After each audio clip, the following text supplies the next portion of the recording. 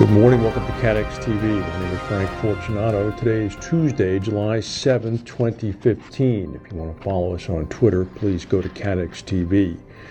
The Chief Executive Officer of the Italian investment company Exor, John Elkann, who's a descendant of the Agnelli Fiat family, is taking his $6.8 billion offer for PartnerRe to its investors today. He's hoping to thwart PartnerRe's plans to merge with rival insurer Axis Capital. He's reiterating that his $137.50 share is a superior bid for the company. He met with some of PartnerRe's largest shareholders last week, and today is meeting with people at the New York St. Regis Hotel who are also shareholders. PartnerRe shareholders will have the final say at who is going to control the company at a special meeting on July 24th in Bermuda, in which they're going to vote on the Axis tie-up. Some have speculated, since said Mr. Elkann, that he wants to copy Warren Buffett, whose Berkshire Hathaway has pioneered the use of reinsurance and insurance premiums as float. Mr. Elkann said, "I have great admiration for what Buffett has achieved and built. I've studied Berkshire Hathaway, but we could set up a hedge fund if the reason we were buying PartnerRe was just so we could invest the premiums. It would be cheaper and easier." Once again, lending credibility to the fact that he wants to run it as a real reinsurance company. And finally, somebody in the community has spoken out. It would be Edward Noonan, who's the CEO of Validus Insurance down in Bermuda. He's speaking out publicly to the Insurance Insider about the deal with Axis, which has apparently been widely criticized in private by Bermudian executives. Noonan said there was no market check of the value of PartnerRe. The deal was entered into in a seeming panic, and not surprisingly, after the deal was made public, the company, in this case PartnerRe, attracted other suitors. He said, "Given the outrage voiced by very large and knowledgeable shareholders, the board should have already abandoned their allegiance to the Axis merger and negotiated with both Exor and Axis to get the best value for their owners." He went on to talk about a small group of directors, blaming them for coming up with the strategy to sell to Axis, completely independent of management input. He then spoke to the governance track record of PartnerRe. He said it was abysmal. He said the board, the special committee that set up the merger, is paying themselves fees as if they are an investment banker for the company, when they're already being paid to discharge their fiduciary responsibilities to shareholders. PartnerRe's interim CEO, David Swiner, is going to get a $3.5 million cash bonus if the Axis transaction does go through, and will also receive a discretionary bonus in addition to the $1 million salary he's currently in receipt of and $1.5 million worth of restricted shares he's already been awarded. The situation in the Chinese stock market continues to be quite negative. Shares continue to tumble there.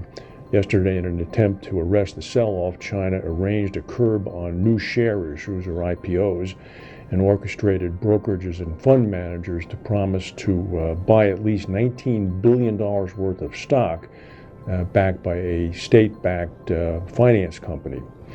The measures apparently, according to some, were not strong enough to reverse the downtrend, especially as it was a liquidity issue for many retail investors who had borrowed to buy shares and were now being forced to sell shares and other assets to meet margin calls. The Chi-Next Growth Board, home to some of China's giddiest small cap valuations, dropped another 5.1% yesterday. The complaint is that the measures that the government has taken only really apply to blue chip stocks owned by institutional investors and not to the vast majority of small capital stocks that are bet on, so to speak, by retail investors. About a quarter of the roughly 2,800 companies listed in the Shanghai stock market have filed for trading halts by the close of yesterday, which is quite a negative sign.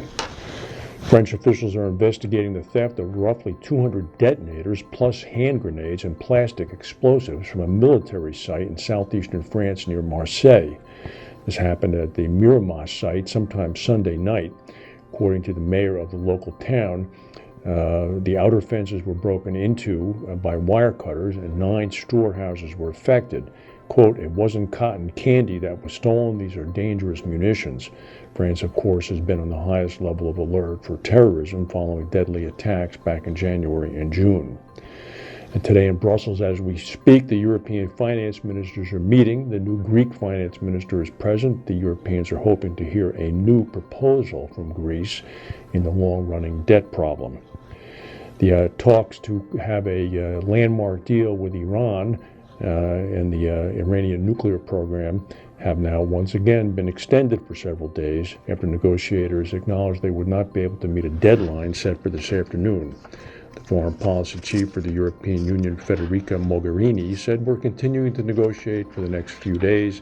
This is the second time the talks have been extended since Secretary of State John Kerry arrived there in Switzerland back in late June.